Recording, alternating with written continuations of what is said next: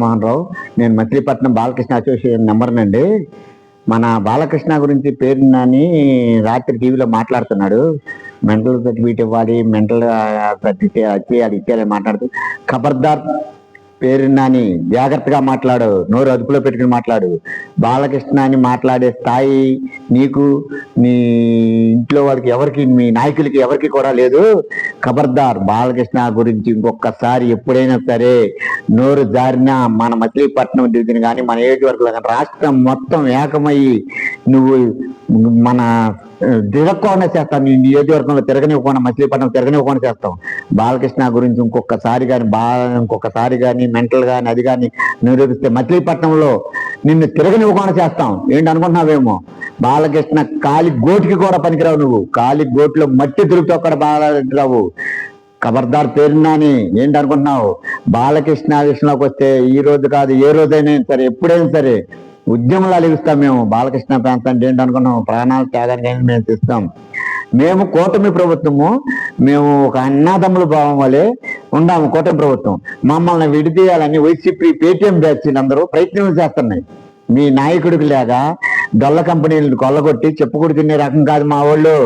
ఎన్టీఆర్ కుటుంబం అంటే ఒక ప్రాధాన్యత ఉందా, ఒక గౌరవం ఉందా?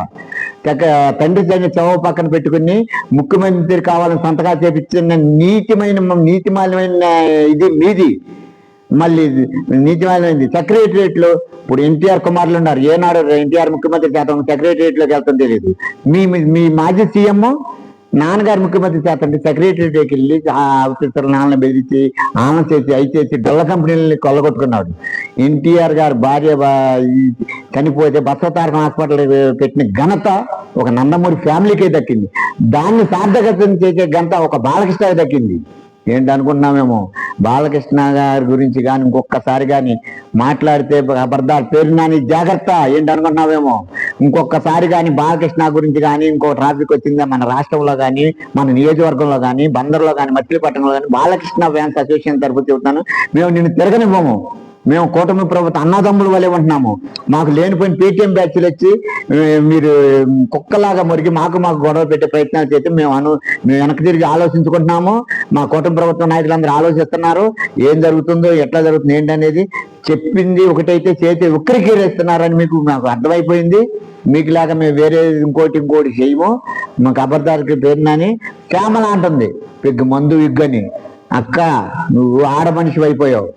ఆడ మనుషులతో మాట్లాడిచ్చే పేటీఎం బ్యాచ్లో నువ్వు చేరమాక. ఎంతో చేరినా అర్థం చేసుకో అక్క. నువ్వు జాగ్రత్త శ్యామల అక్క.